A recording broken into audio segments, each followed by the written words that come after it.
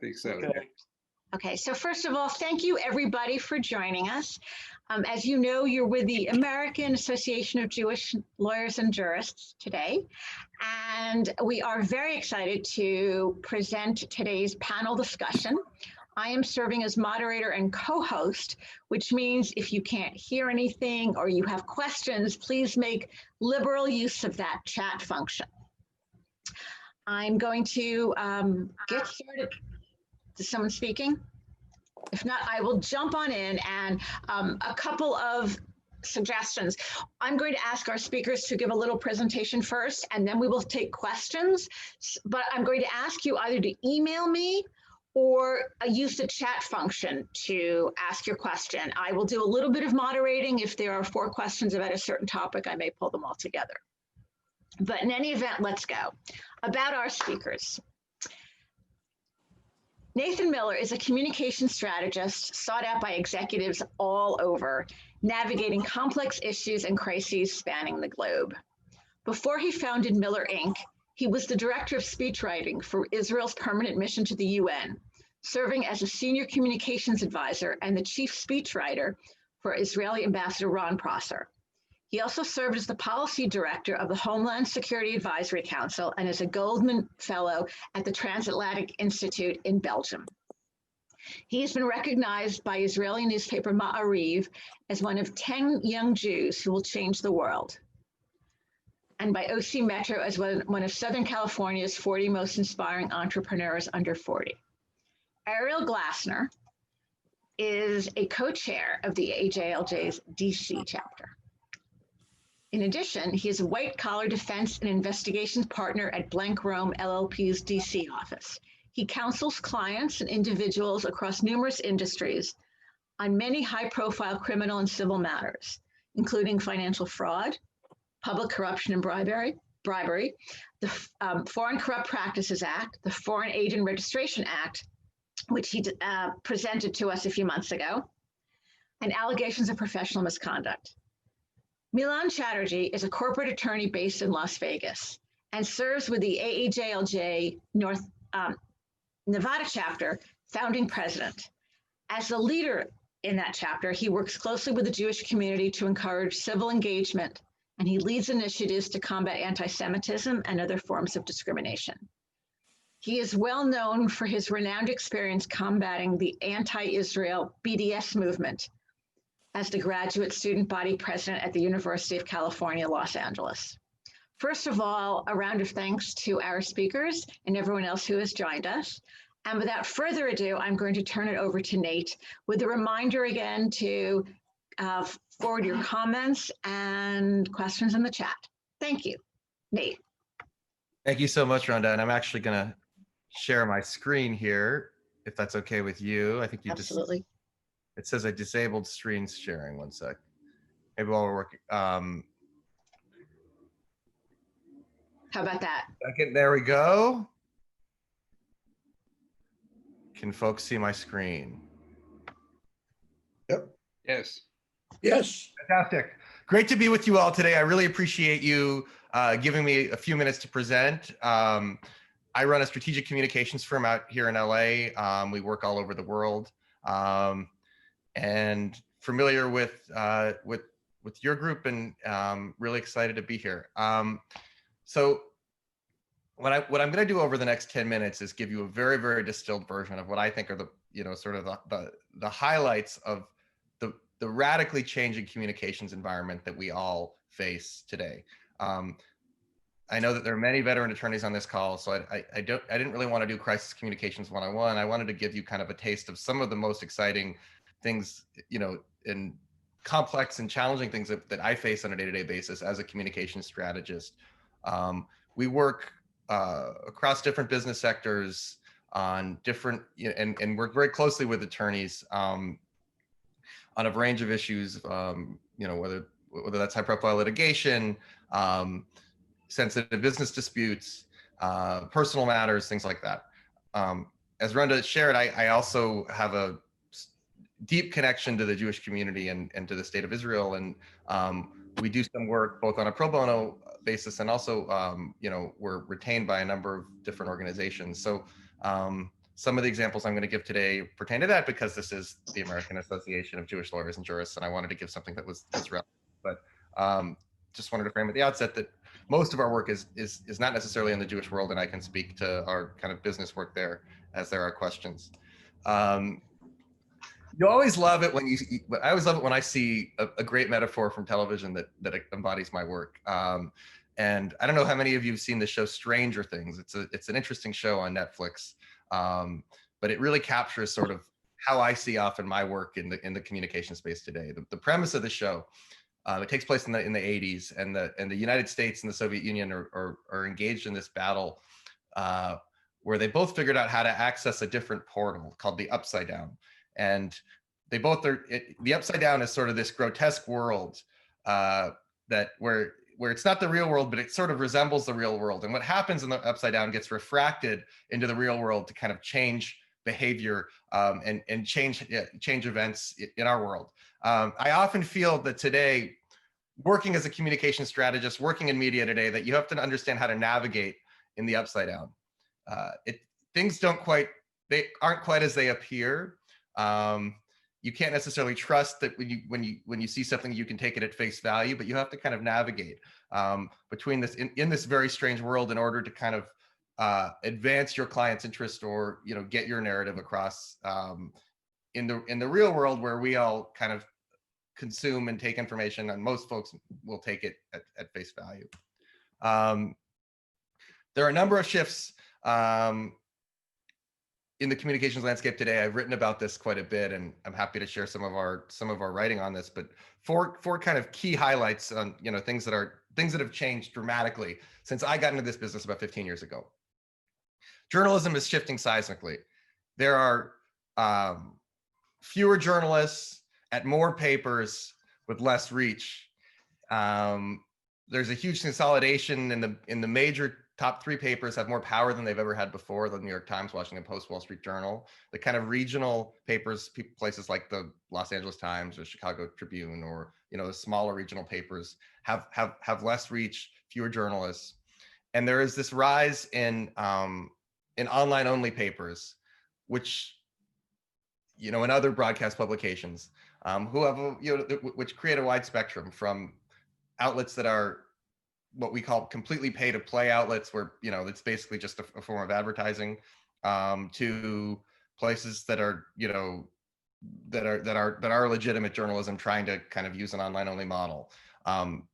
But as a result of the disruption, you see a decline in the quality of journalism. You see a lowering of editorial standards. You see a greater challenge in terms of working with editors, and you see so many more outlets, which creates an interesting challenge as a communication strategist in how you respond to media and deal with the press. Second major change is everybody today is a publisher. The power of the gatekeeper, before, the editor at a paper had tremendous power to be a gatekeeper between somebody who wanted to get a message out and the public and their audience. And today, anybody can reach directly to their audience in a way that was never possible before, through social media, through email marketing, through creating your own website and your own publishing platform.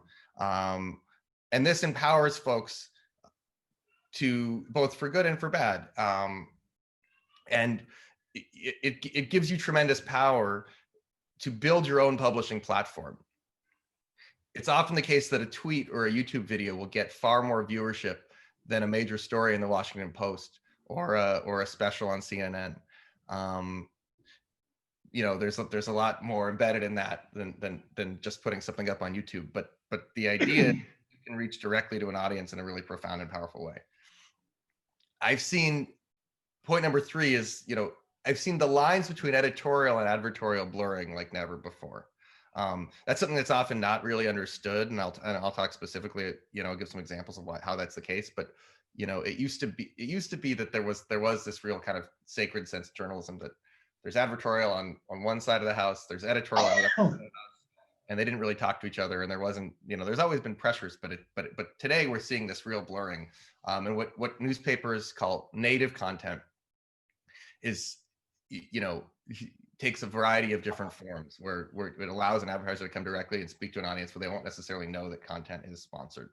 And then the fourth piece is just the power of advertising. Advertisers have more power to target an audience, understand exactly who they're reaching in a more efficient way than ever before, which creates, again, a lot of tools in your toolbox as from a communications perspective, and just shifts the environment quite a bit. I wanted to share a few different examples of how this manifests in terms of when you're dealing with crisis communications and in the change in the environment. So this is a screenshot from earlier this year, in about, I think it was maybe about a year ago now, but December of last year. If you went into your cell phone and said, "Hey Siri, who is the president of Israel?" it would have brought you this screenshot, and it would said, Reuven Rivlin is the president of Israel. Oh, there you go, on cue.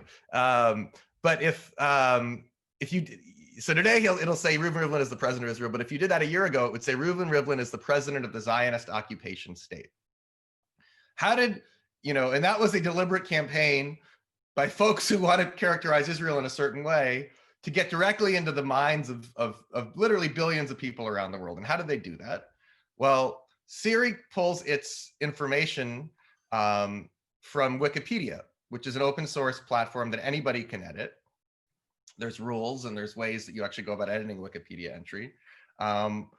But they were able to edit the Wikipedia entry for the president of Israel, for Reuven Rivlin, to change him to make it say that he was the president of the Zionist occupation state, and literally change the way that millions of people all over the world would view Israel.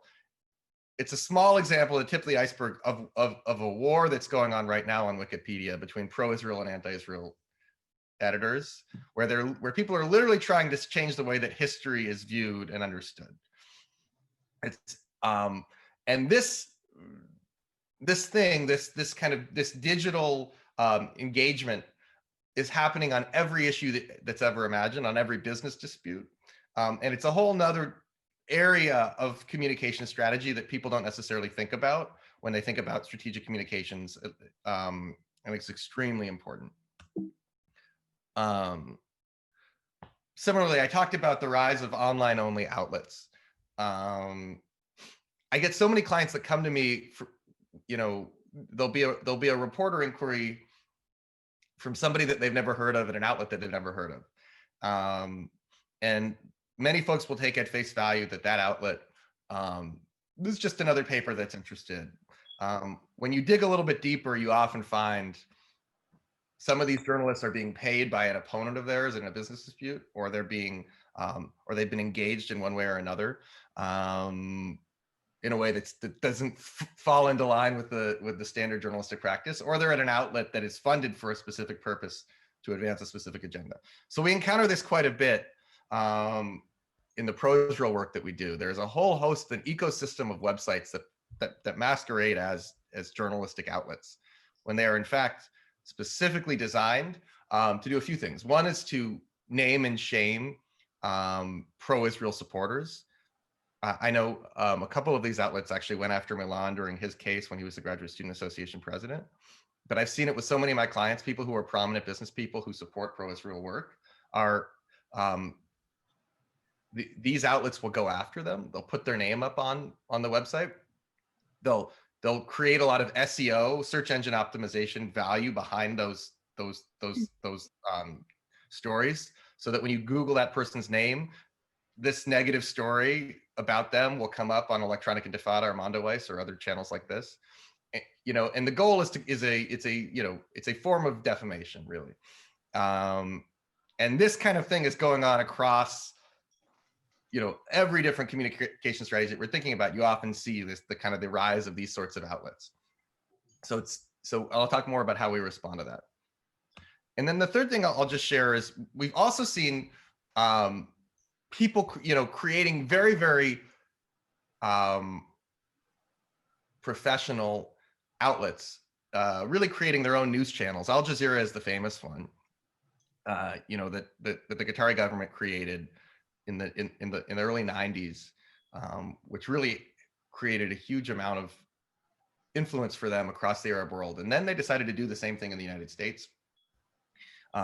They did so first through Al Jazeera America, which ultimately was not a very successful cable channel. But they understood that there was actually a new way to reach an audience directly, and they created something called AJ Plus. How many folks here are familiar with that outlet or that narrative?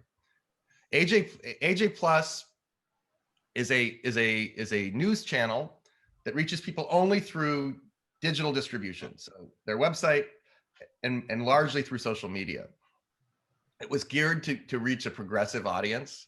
So 90% of their content would be the kind of thing you would see on Mother Jones or Vox, sort of generally like broadly progressive kind of themes. Things like, here I put up affordable housing, but it would be affordable housing or climate change or racial justice or other issues like this to attract a progressive audience.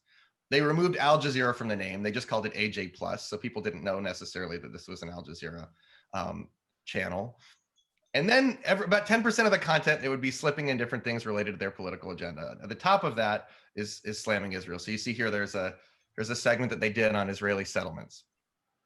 They were able to reach a huge segment of the progressive base of the Democratic Party, and sort of and especially with young people. If you talk to many millennials, this was one of the top ways that they were reaching their news and getting their news. And folks didn't necessarily understand that this was actually being delivered to them from the government of Qatar with its interests. Recently, Al Jazeera was forced to register as a foreign agent under FARA in recognition that this was this is a different kind of news outlet, but that's often not the case. And we see this again and again, whether that's Russian interests, other business interests, other foreign interests. It's very easy to create your own news channel and reach directly to your audience in a way that will be effective and capture large market share without anybody knowing any better. And it's a big challenge for us as consumers of news. Okay. So how do you break through in this landscape? I'm going to quickly run through 4 ways generally, and then I have 4 quick tips for lawyers. One is deploy an integrated strategy. You can't just, our motto around my office is PR is dead.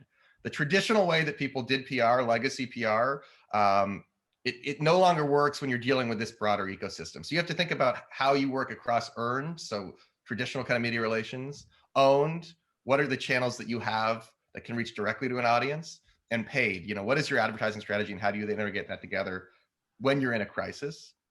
The importance of being able to tell a story effectively has never been more important. You can't, it's no longer enough just to give a comment to a paper necessarily. You have to understand how you create a whole narrative that can reach directly to an audience. You have to be nimble and proactive.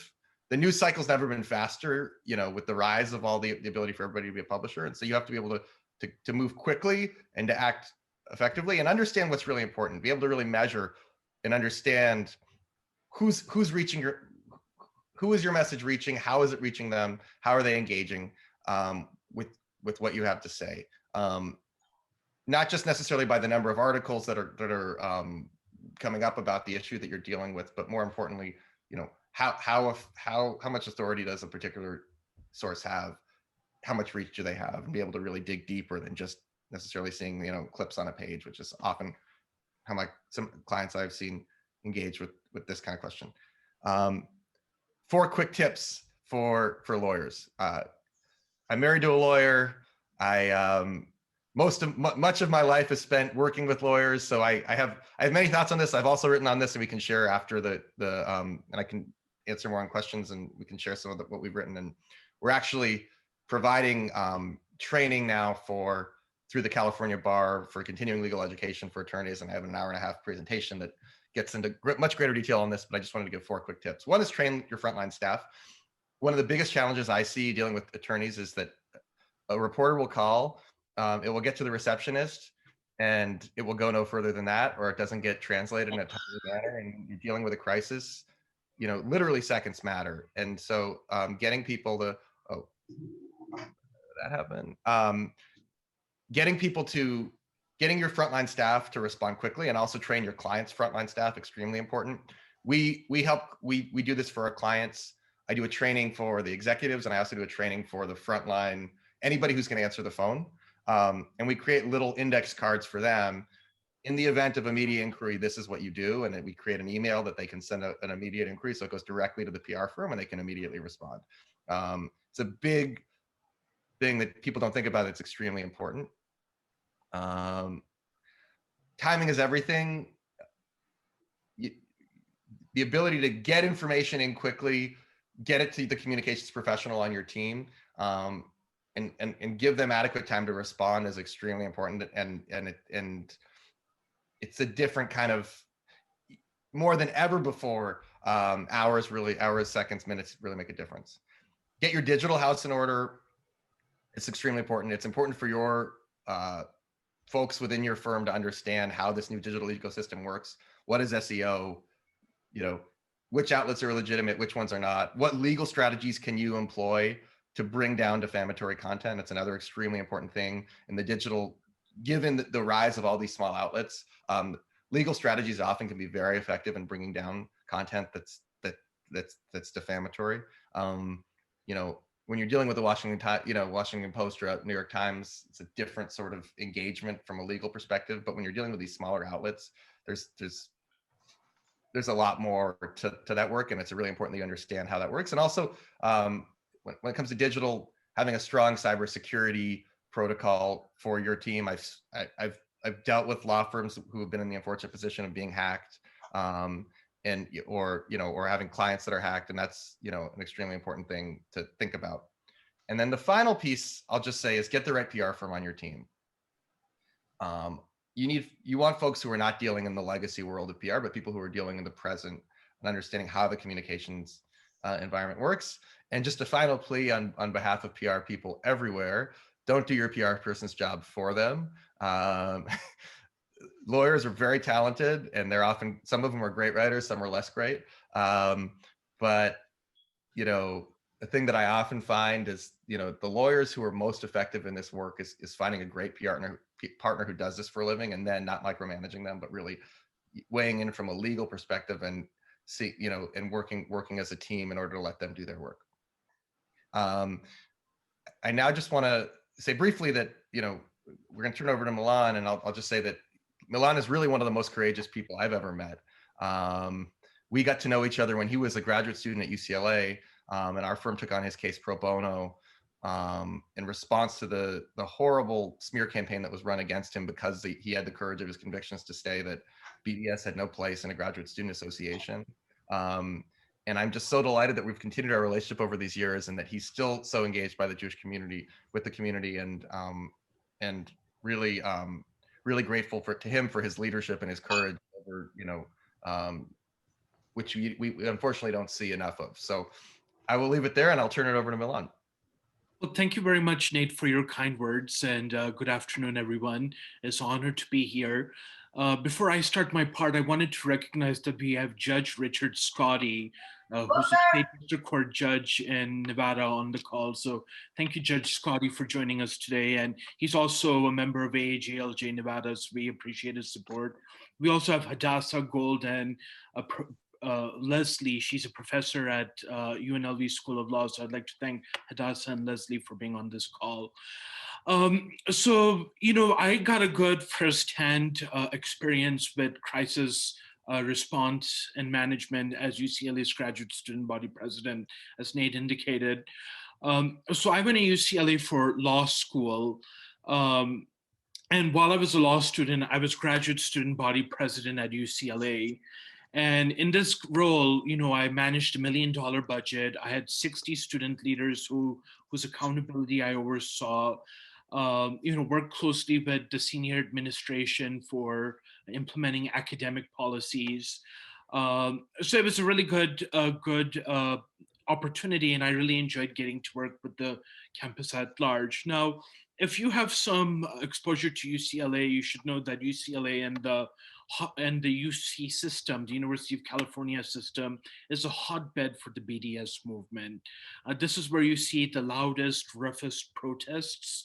You had a former ambassador, Israeli ambassador to the US, who was shouted down by BDS activists. You have activists on campus who harass students. They basically go to dorm rooms of Jewish students and put eviction notices.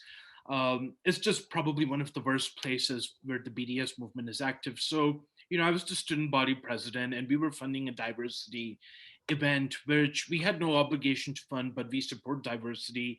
We thought it would be a good opportunity. In the course of deciding to fund the event, we had some leaders in my cabinet who said, look, it's a good event, but these events tend to be hijacked by BDS movement. And they basically start, pushing their BDS agenda down on students. And it becomes a very hostile environment, especially for the Jewish students. So we need to make sure that as a student government, we're not sponsoring any agenda or any group that creates a hostile and unsafe campus climate for students. So we basically took the position that, look, we would love to fund this event, but as a student government, we cannot support the BDS agenda or co-sponsor with, the BDS organization. Because if we do that, we will be alienating a lot of students. And by the way, we said it applies to both sides. We want to stay out of this issue. So basically, this event, they took our money, they accepted the terms. Both sides, pro BDS and anti BDS sides, were there to table. So they were each given a fair opportunity to get their point across as is required, by the law. And the event was a success. Okay. And by the way, this term we put on was approved by the UCLA administration. It was approved by administrators overseeing the student government and other more senior administrators. So the event was a success, and we said, okay, great, it's a good event, let's move on. 2 weeks later, I get a letter from Palestine Legal, which is the legal arm of the BDS movement. ACLU, now ACLU, has received a lot of support from the Jewish community, but for the past several years, they have become a big supporter of BDS movement. They've opposed a lot of, anti-BDS laws all over the country. And the Center for Constitutional Rights, which is affiliated with Palestine Legal, accusing me individually of violating the free speech rights of the BDS movement, saying that I was not viewpoint neutral. I violated the free speech rights, right? So I saw this letter and I thought, this is bogus. It makes no sense. The administration will respond to it, move on. Then a few hours later, I see articles on the electronic intifada and Mondowais, which Nate showed, basically saying that I'm a horrible person. I'm an anti-BDS activist and I violated BDS's free speech rights, right?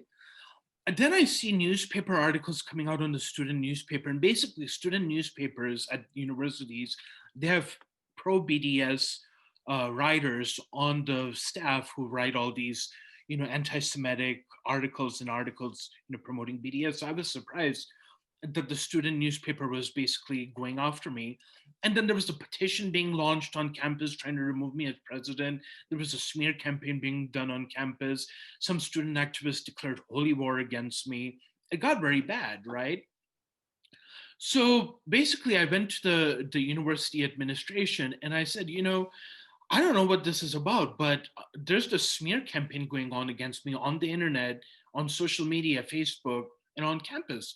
So can you please help me, guide me how to do it? And they basically said, no, student government is a separate body. This is not our problem. You're on your own. Goodbye, right? So here I am stuck without any media response, media apparatus, seeing my name getting smeared and all kinds of, nasty stuff all over the internet. Now, in the interim, Erwin Chemerinsky, who is America's #1 constitutional law scholar, he went on record saying that what I did was completely constitutional and legal.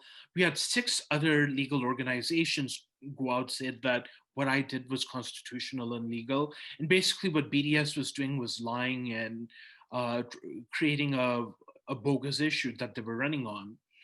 So things kept going on. They kept on being more media smears, more articles, and it was getting out of control. Then the ACLU lawyers started attacking me by name in the student newspaper. So I said, this is getting out of control. I really need some help in media response. I was connected to Nate. Nate from the very beginning was very generous and supportive. He provided pro bono representation.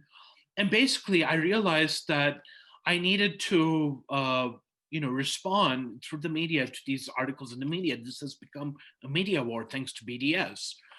So basically, I started writing articles that were featured in the student newspaper, giving my side. I started responding through the Allgemeiner. They were very generous. Through the Times of Israel. I was on the Dennis Prager show for an interview, the Larry Elder show. Dennis Prager, he did a radio interview, and then he did a petition, which over 20,000 people signed. The Daily Wire, which is run by Ben Shapiro, was very supportive. So then I started getting my message out there. Now, the UCLA administration, they not only were not supportive, they were like, this is not our issue, you're on your own. But then, due to BDS pressure led by Students for Justice in Palestine, they launched a sham investigation of me for 3 months, which they admittedly had no jurisdiction over. They investigated me over a non-existent issue. They said I violated a policy which didn't even apply to me, right? It was even non-applicable. They had no reason to do it, but they wanted to shut BDS up, so they did the sham investigation, and they basically made my life so miserable along with BDS that I felt I had no choice but to finish my final year of law school at a different university. So I went to NYU Law, which is actually a higher ranked law school than UCLA, and finished my final year of law school there. But, in the process, these media attacks kept going. BDS kept escalating it. So when I left UCLA for NYU, I basically wrote a letter to the chancellor saying, I'm finishing my final year at NYU, and by the way, this is why I'm leaving. And I basically gave a timeline of what happened, how BDS basically made my life miserable, and how the university, not only were they unhelpful, but they capitulated to BDS and they subjected me to this vicious smear campaign even more. And by the way, a lot of these universities have activist administrators who are there to kind of push their own political agenda. And I was basically dealing with a vice chancellor of diversity, who was an activist vice chancellor, and he was very sympathetic to BDS, and he used his role to basically push that. So basically, I was forced to leave UCLA for NYU, but I wrote this letter, and that letter started to get circulated in the student newspaper and then all over the media. Then I started getting a lot of interview calls. I had the Times for Israel calling me, the Jerusalem Post, several other people, talking to me, and did a lot of interviews. And then, at the end of the day, we got a lot of coverage. My name started trending on Facebook. Over 15,000 people were sharing my name on Facebook. That was going on. And then I had people all over the world contact me, telling me about the story. I was even walking around New York, and people were, stopping me and thanking me for my work or congratulating me. So, at the end of the day, I basically realized from this experience that, a lot of these BDS issues, they're driven by media campaigns. It becomes a media fight, at least that's what they make it to be. And it is very important to have a strong strategy in response to responding to in the media and acting accordingly. And again, I'd like to thank Nate for his help during this process. So that's my experience. Milan, if the chat comments I'm getting are any indication, first of all, we're horrified this happened to you, but incredibly honored and moved that you are sharing this with us and that you continue to speak out. Thank you, appreciate it. I'm actually going to turn it over now to Ariel Glasner, who is going to talk about some best practices. And if you give me a moment, Ariel, if you trust me to do so, I would like to share. Did you get the right thing? No. Can you see this? Yes. All right, let's hear you go. Thank you, Rhonda. Maybe you could start the slideshow. How's that? If you go to View and click on, let's see. He did instruct me in this before. I apologize for forgetting. If you go to slideshow, right? What two before? Yeah, sorry, but yeah. There you go, and just start from the beginning. Okay. And you can go to the next slide. First of all, it's a pleasure to be here today, and I'm honored to be on this panel with Nate and Milan. And the perspective that I want to bring to this session is the perspective of a lawyer who has handled crises. And I should start with the caveat that not every crisis has legal ramifications. For example, the crisis that Milan experienced was primarily played out in the media. That's not to say that there weren't lawyers involved, but not every crisis is, at its heart, a legal crisis. The crises that I have generally been involved in, though, do have legal ramifications. And I think there are really three ways in which a lawyer can get involved in a crisis. You can see on the first slide, Rhonda. The first is to help a client avoid legal exposure. The second is to help a client navigate through the legal process. And the third is to marshal the law to help resolve or confront a crisis. And I think, the way in which a lawyer gets involved can really vary by case. Obviously, many times a client will call and say, I'm involved in this situation, can you help me? But there are also times when somebody else that might be helping the client say, I've gotten calls from PR professionals or from other third parties, accountants that are helping the client, and they identify a concern and they say, you know what, I think you might need a lawyer. Let me refer you to this person. So that is a way in which a lawyer can get involved. What I'm going to do for the next few minutes is to go through and provide some best practices to keep in mind when you're advising a client through a crisis. I'd say at the outset, this isn't in the slide, but I think the exercise of common sense is paramount and is something that the lawyer should always keep in mind. As I'm going through these best practices, I'll also try to give some examples of crises that either I've been involved with or that have taken place in the news, to give you an example of things that generally have been well done. So first off, remember you are not alone. And I think this is true both for the person experiencing the crisis as well as the lawyer that is providing advice. So many crises involve a violation or a perceived violation of trust. And to succeed, a lawyer has to establish from the very outset a trusting relationship with his or her client. So, and I think this is actually one of the most difficult aspects of managing a crisis. So one of the things that I do when I'm meeting with clients for the first time is I make sure to communicate to my clients that I am available at any time, and they can call me at any time. They can reach out to me at any time. I'm also available if I'm counseling an individual through a crisis. I'm available to speak with their family members if they have any questions. By the same token, when I'm advising a client through a crisis, it's important for me to recognize that I'm generally not alone in what I'm doing. I have my colleagues that I can count on for support and advice if I need it.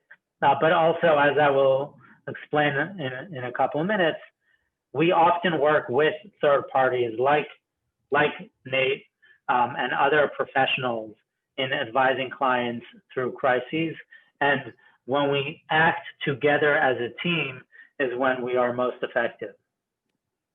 So the next practice that I think is critical to keep in mind, especially at the outset, is to preserve records. So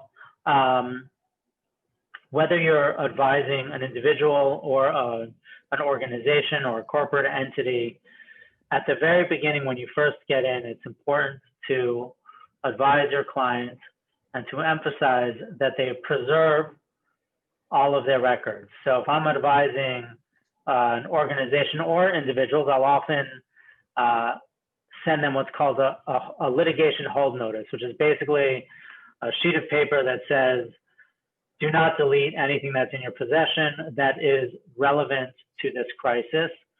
And why is that important? It's important because it's important for me because as I am assessing the situation and getting my bearings, it's very helpful for me to see the communications that are relevant to this crisis, the documents that are at the heart of the crisis, so that I have an understanding beyond just the story that my client is telling me of what's going on. It can also be important down the line if law enforcement conducts any kind of investigation. They may want to see records, and the client may face legal exposure if they became aware of the crisis or they started experiencing the crisis and then they decided to delete or eliminate documents. It can also be important if the crisis leads to other kinds of litigation or to any kind of investigation done by a company's management. These documents are going to be very, very important to evaluating the situation. So that is something that's very important, and I think touches also on what Nate said about getting your digital house in order. It's not just, I think, getting your externally facing digital house in order, but also what happens internally. And Nate mentioned the threat of cyber attacks. I recently worked with a client who received a grand jury subpoena requesting documents. And the client set about collecting the documents that were responsive to the subpoena. But one of the things that made it difficult was that they faced a cyber attack about 3 weeks before they received the subpoena. And so one of the things that we had to deal with was figuring out what damage the cyber attack caused and where we could compile all of these documents and how they were preserved. So cybersecurity is something that I would recommend many people consider even before they're facing a crisis, so that when they get to a crisis, it doesn't become an issue, but it's something that they should always be at top of mind when you're thinking about preserving records. So the next thing, the next best practice I would touch on is assessing the situation. And how you assess the situation also depends on when you get into the case, or when you're approaching, what is the timing at which you're approaching this situation. So if you are in the crisis, in the situation before the crisis has really become acute, then obviously you have a little bit more luxury, I think, in terms of evaluating the situation. But oftentimes, I, as a lawyer, and I'm sure this occurs with Nate also, the crisis is already full blown when I'm called. And so the things that I do to wrest control of the situation and evaluate what's going on is first to come up with a plan to conduct an assessment. And this plan can involve speaking with the client, reviewing records, and maybe speaking with others as well. It should also include a consideration of how fast are things moving? How fast is the situation evolving? And what can be done to allow me the time necessary to get a handle on the situation? So for example, if I'm representing a client, whether it's an individual or a company that is facing an FBI investigation, one of the things I will do is call the prosecutor or call the FBI agent that's investigating the case, introduce myself, start a relationship, but also say, hey, hey, I'm just getting on board. I'm evaluating what's going on. Can we have a little bit of time? So that is one way to do that.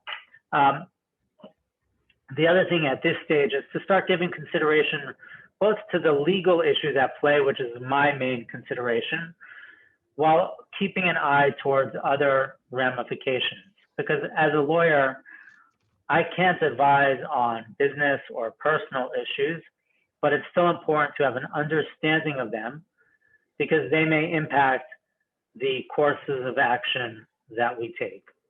And this assessment should be continuous. It's not just a one-time exercise.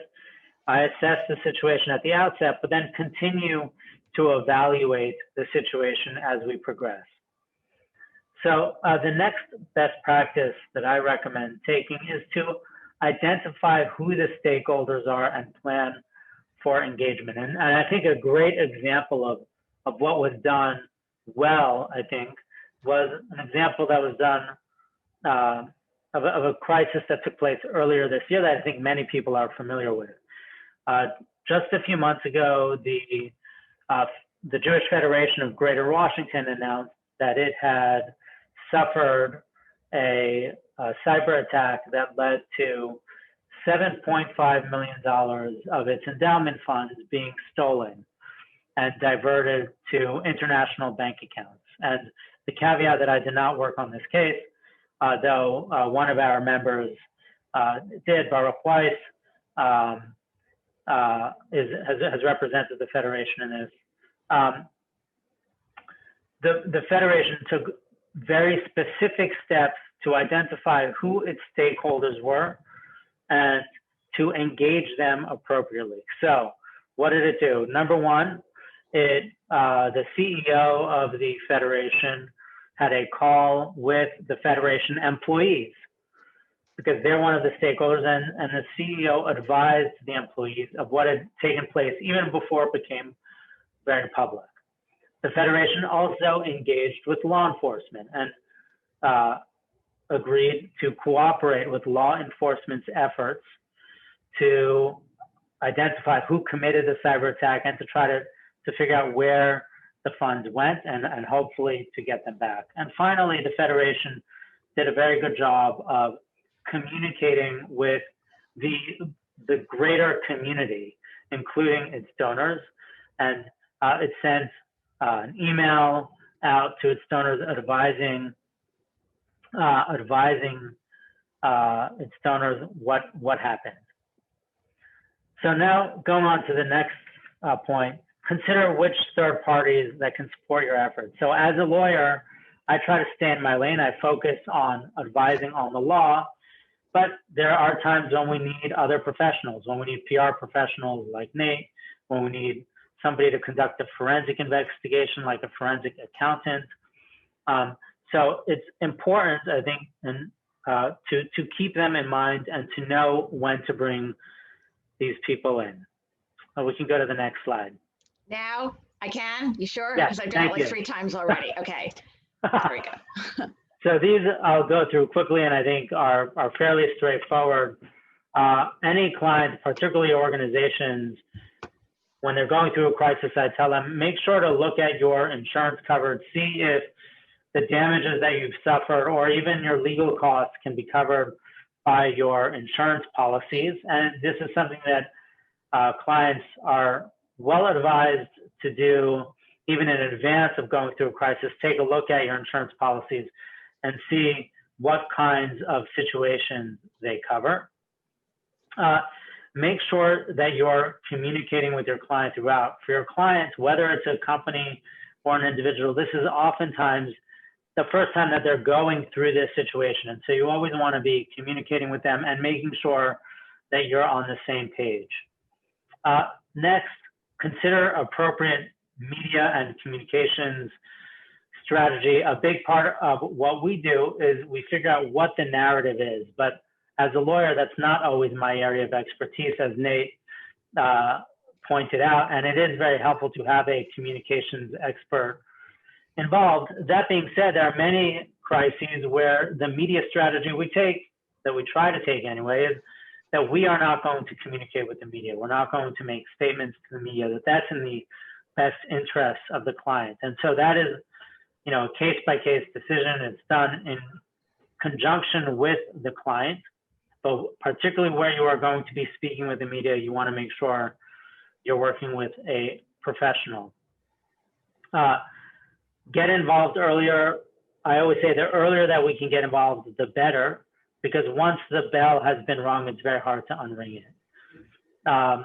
So, we often go out and we do presentations to tell people and help prepare people for when they might find themselves in a situation, so that they know who to call when they go through it. We don't always have that luxury, but the outcome is almost always better the earlier that we get involved. And finally, take steps to prepare for and prevent the next crisis.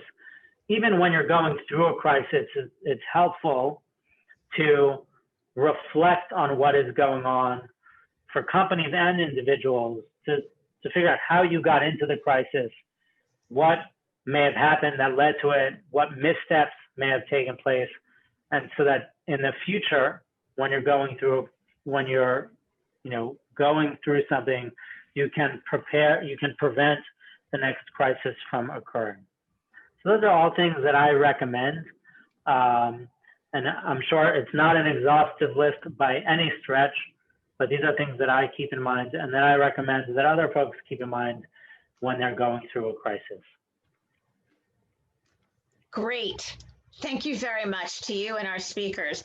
We have a few minutes and we've gotten some questions, but I want to make sure that we don't miss anybody. So again, this is the time to be putting your questions through. An interesting one came in, and that's from Milan, to answer definitely, and then for our other folks to see what you feel about. Was there any legal action against UCLA, and would Ariel or Nate have suggested that if something appalling like this happens in the future? So, we did take my documents to several attorneys, and, some attorneys, and some of them are constitutional law scholars, they did think that there was some good claims for legal action in terms of due process violations and violating my constitutional rights. Unfortunately, one challenge we faced was we couldn't get local counsel in California. It just was, and Steve Greenwald, by the way, who's on the call, he was involved in that whole process. So Steve and his firm in New York were very supportive and willing to take it on. We just couldn't get California local counsel. And at the end of the day, the statute of limitations ran out. Now, one good thing that has developed ever since was that the Department of Education has a grievance process implemented by Ken Marcus, where if this type of stuff happens at a university and the university is basically engaging in this type of discrimination, which it is, essentially, you can file a complaint, and the Department of Education, if they feel it's valid, they'll investigate it. And my understanding is that the DOE is leading 2 or 3 investigations under UCLA for the similar type of stuff after I left. So I would recommend students to take advantage of that going forward. Okay, great to hear. Ariel? Yeah, so I would say, and this goes to the point that I made at the outset of my presentation, marshaling the law to confront a crisis. I think, Milan spoke very well about how he used the media to confront this crisis. I think there are, unfortunately, it's not always simple to use the law to confront a crisis. And sometimes the law can be more effective than others. And in a case like Milan's, I think some issues that I would think of, and I wasn't directly involved in Milan's case, but number one is timing. Being able to bring a lawsuit, for example, is, while it may ultimately provide relief for Milan and for what he faced, it could take a very, very long time to wind its way through the courts. And so there may not be an immediate resolution, particularly when you're facing an acute crisis along the lines of, a lot of scrutiny and publicity along the lines of what Milan faced. filing a lawsuit may feel good, but it may not lead to a resolution right at the outset. And like Milan points out, there are issues of statute of limitations and also cost considerations that you may have pro bono counsel, but that's not always available. So it's certainly something to consider, but it's not always something that is available. And I think that's something that I always tell my clients, as I'm walking them through the process, that's something to keep in mind. Great, very helpful. We have time if folks, it's 1 o'clock. So since I think based on the emails that I've gotten, the questions were pretty much answered. Could I ask each panelist to give a 30-second wrap up? And also with the caveat that AEJLJ is recording this, we will be sending this out along with some other materials that, including the Ariel's slideshow that Nate, if I remember correctly, you offered that I could send out to you, even if it's just pointing to your website. Yeah, and we will share a package for folks. I've written a lot on this on these different issues that we touched on briefly, and we actually have a crisis communications guide that we put together as a firm, which I'm happy to share with this group, as a resource. I'll just say we're super proud of the work we do for the Jewish community and for the state of Israel. It's a core part of our DNA as a firm, and just know we're here as a resource, and we're excited to be partners in this really important work. Great, Milan. Well, thank you very much for having me today. The BDS issue has become a big, media battle, publicity battle, and it's important for student leaders who have to deal with this on a regular basis to have the necessary support, as what Nate provided me. And, hopefully we can develop an apparatus to give them that support going forward. That would be great. Ariel. Thanks for having me, and it was a pleasure to present it to everybody. I hope it was helpful to hear each of our perspectives on this, and I appreciate everybody's participation today. And thank you, Rhonda, also for leading today. Well, and eventually getting the slides correct. I apologize. Thank you. I'll get that. I mean, there were only 3, so it should not have been that problematic. So I want to thank everybody for joining us. We should have your email. If not, please get it to me. I can put that in the chat. Otherwise, the AEJLJ is thrilled that you join us, and we will continue to promote high-quality programming to our members in the community, and we appreciate this. Ariel, is there anything, Alyssa, is there anything else that you wanted to say? I think you covered it. You did a wonderful job filling. I learned from Alyssa to the extent it went well. So thank you, everybody. I hope that you learned and enjoyed, and probably were a little frustrated by some of the things that you heard today, but you know that the resources are available.